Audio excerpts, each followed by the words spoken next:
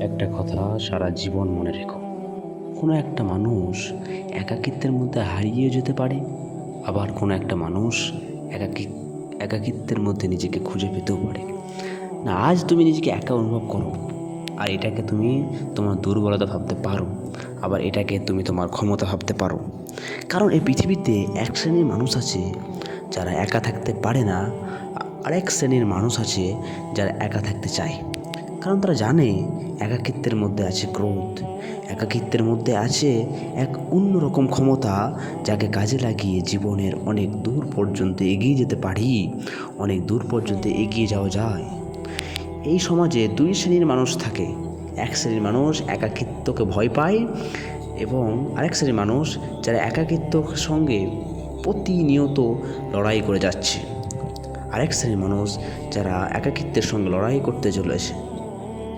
দেখো, আজ এই ভিডিওতে আমরা এগুলোকে বোঝার চেষ্টা করব। প্রথমত তোমাকে আমি ক্লিয়ার করি যে লনলিনেস কী। লনলিনেস একটা অনুভূতি এবং সলিটিউড একটা সিদ্ধান্ত। তুমি একা হয়ে গেছো, তুমি একা থাকতে চাও, এই দুটির মধ্যে পার্থক্য আছে। যদি তুমি একা হয়ে যাও, এটা লনলিনেস। আর যদি তুমি একা থাকতে চাও, তাহলে এটা সলিটিউড। এবং আরেকটা জিনিস স্পষ্ট হওয়াটা প্রয়োজন, লনলিনেসকে সলিটিউডে কনভার্ট করা প্রয়োজন, হওয়া যায়, করা যেতে পারে, যদিও সেটা তোমার সিদ্ধান্ত ছিল না। তুমি একা হয়ে গেছো, এটার জন্য যে তুমি রিগ্রেট করো, যে আফসোস করো, এটাকে যদি তুমি ছাড়তে পারো এবং এমন একটা চিন্তা ধারণ করতে পারো যে একাকিত্ব আমাকে আমার জায়গায় পৌঁছে দেবে, যে কারণে মানুষ আমার সঙ্গে থাকতে চাচ্ছে না, যে কারণে মানুষ আমার সঙ্গে কথা বলতে চায় না, আমি সেই কারণকে কাজে লাগিয়ে আমার জীবনে ফিরে আসবো, এবং একটা সময় পরে আমি এটা প্রমাণ করেই ছাড়বো যে আমি সব কিছুই করতে পারি যদি আমি চাই। আর আমার এই পরিবর্তন মানুষকে আমার দিকে আকর্ষণ করবে। তাই তোমাকে বলছি, একাকিত্ব তোমার কাছে লনলিনেস, সেটাকে সলিটিউডে কনভার্ট করো। যেটা তোমার অনুভূতি, সেটাকে সিদ্ধান্ত বানাও যে না, আমি একা হয়ে গেছি, ঠিক আছে, কিন্তু আমি একা থাকতে চাই। কারণ একাকিত্বের মধ্যেই নিজের জীবনের সব থেকে পরিবর্তন আনা যায়। আজ তুমি পলিটিশিয়ান, বড় বড় এন্টারটেনার, বিজনেসম্যানকে দেখবে, তারা একা থাকছে। তার কারণ তার জানে যে ডিস্ট্রাকশনের মধ্যে হারিয়ে গেলে আমি আমার জায়গাটাকে ধরে রাখতে পারবো না। আমি যদি দূর থেকে ভালো হতে চাই, তাহলে আমাকে সেখান থেকে আলাদা থাকতে হবে। যখন আমি নিজেকে ভিড়ের মধ্যেই অনেক কিছু খুঁজে পাবো, তখন সেটাই আমার কাছে ভালো হয়ে যাবে। তাই যদি তোমার কাছে একাকিত্ব আসে, যদি সেটা তোমার কাছে খারাপও মনে হয়, তারপরেও কিন্তু তুমি এটাকে ভালোবাসো। যদি এমনটা হয়ে থাকে, তারপরে তুমি এটাকে সিদ্ধান্তে কনভার্ট করো যে আমি একা হয়ে গেছে, ঠিক আছে, কিন্তু আমি একাই থাকতে চাই। তাদের মতো হওয়ার চেষ্টা করো যারা নিজে থেকে একা থাকতে চায়, যারা একা সব কিছুই করতে পারে, যারা একা ঘুরতে যেতে পারে, যারা একা থাকতে পারে, যারা একাকিত্বের মধ্যে আনন্দ অনুভব করে, তাদের মতো হওয়ার চেষ্টা করো। একদিকে যেমন এক শ্রেণীর মানুষের জীবন এই একাকিত্ব ডিপ্রেশনের কারণ, তেমন অন্যদিকে কিছু মানুষের একাকিত্বকে কাজে লাগিয়ে তাদের মাইন্ড পাওয়ারকে বাড়িয়ে চলেছে। তারা সেই লেভেলে নিয়ে যেতে সক্ষম হয়েছে। তাই একাকিত্বকে কাজে লাগানো আমাদের প্রয়োজন। কারণ এর ক্ষতিকারক দিক যেমন আছে, তেমন এর ভালো দিকও আছে। আর এই ভালো দিকগুলো তখনই তোমার কাছে হাইলাইট হবে, তখনই তোমার কাছে নজরে আসবে, যখন তুমি একাকিত্বকে অ্যাকসেপ্ট করবে, জীবনে এগিয়ে যাবে এবং জীবনে এগিয়ে যাওয়ার সিদ্ধান্ত নেবে। তোমার মনে এখন অনেকগুলো প্রশ্ন আসতে পারে যে আমরা এই সমাজের একটা অংশ, তাহলে আমরা কিভাবে একা থাকতে পারি? আর যদি একাকিত্ব এসেই থাকে, আর যদি থাকতেই হয়, তাহলে কত সময়ের জন্য, কিভাবে? দেখো, প্রথমে তোমাকে একটা জিনিস ক্লিয়ার করতে হবে, সেটা হচ্ছে এগুলো আমার কোনো মন গড়া নয়, জাস্ট এগুলো সায়েন্স তারা খুঁজে পেয়েছে, আমি শুধু তোমার সামনে তুলে ধরছি।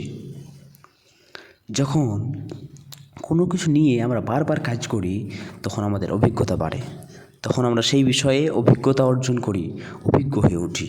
আর সত্যি বলতে এটা তুমিও জানো, এটা আমিও জানি যে কোনো একটা কাজ আমরা 1 ঘন্টাতে শেষ করতে পারি, আবার ওই 1 ঘন্টারই কাজ আমরা 5 ঘন্টা লাগতেও পারে। সেটা নির্ভর করছে আমাদের মনোযোগ কোথায় আছে, সেটা নির্ভর করছে আমাদের ফোকাস কতটা আছে। ফোকাস যদি সেই কাজে হাই থাকে তাহলে সেই কাজটা করতে যতটা সময় লাগতো তার থেকে অনেক কম সময়ের মধ্যে তুমি কাজটা শেষ করতে পারবে। আর যদি আমরা যদি ডিস্ট্রাক্টেড হই, আমাদের যদি ফোকাস না থাকে, তাহলে কোনো একটা কাজ শেষ করতে যে সময়টা লাগবে তার থেকে 2, 3, 5 গুণ সময় বেশি লাগতে পারে। তাই সময়কে সঠিকভাবে ইউটিলাইজ করতে গেলে মনোযোগ বাড়াতে হবে, ফোকাস বাড়াতে হবে, গুরুত্ব সহকারে কোনো কাজকে করতে হবে। আর যখন আমাদের লাইফে ডিস্ট্রাকশন বেশি থাকে, যখন আমাদের লাইফে ডিস্ট্রাকশন বেশি আসে, তখন আমাদের ফোকাস কমে যায়। কিন্তু যখন আমাদের লাইফে সলিটিউড বেশি থাকে, তখন আমরা মোর প্রোডাক্টিভ হতে পারি, মোর ইফেক্টিভ হতে পারি, বেশি প্রকাশ করতে পারি, বেশি ফোকাস করতে পারি। যদি একাকিত্বকে যদি আমরা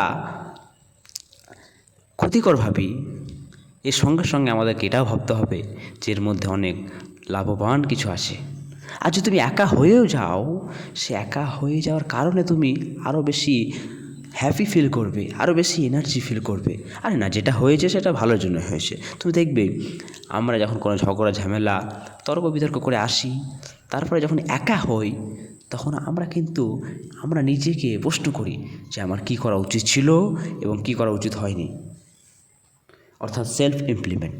অর্থাৎ যখনই আমাদের জীবনে কোনো সমস্যা আসে, তখন আমাদের ব্রেনের মধ্যে কিছু সাইকোলজিক্যাল ড্রামা চলতে থাকে, অনেকগুলো উল্টোপাল্টা চিন্তা আসতে থাকে, অনেকগুলো ঘুলিয়ে যায়। কিন্তু যখন আমরা শান্তি বজায় রেখে একা ভাবতে থাকি, তখন আমাদের একের পর এক জিনিস সাজিয়ে যায়, লেয়ার বাই লেয়ার আমরা ভাবতে পারি। তোমার জীবনে সবথেকে সমস্যার কারণ হলো সেটা তোমার ভিতরে আছে, সলিটিউড। তোমার জীবনের সমস্যাগুলোকে সমাধান করতে সক্ষম হয়। সলিটিউড শুধু তোমার ফোকাসকে বাড়ায় না, এটা তোমার জীবনের জটিলতাকে সমাধান করে তোমার জীবনকে সহজ করে উপস্থাপিত করে। দেখো, আমাদের ব্রেনের 2টি পার্ট আছে। একটি পার্ট তখন কাজ করে যখন আমরা কোনো কিছুর উপরে অ্যাক্টিভলি মনোযোগ সহকারে কাজ করি। যে আজকের প্রজন্ম উদ্দেশ্য কী, বইয়ের মধ্যে কি তাদেরকে উদ্দেশ্য জিনিস কিছু পড়ানো হচ্ছে, নাকি তাদেরকে দিনের পর দিন এক উদ্দেশ্যহীনভাবে তাদেরকে পরিচালনা করছে? এটা তোমাকে আমার ভাবার উচিত।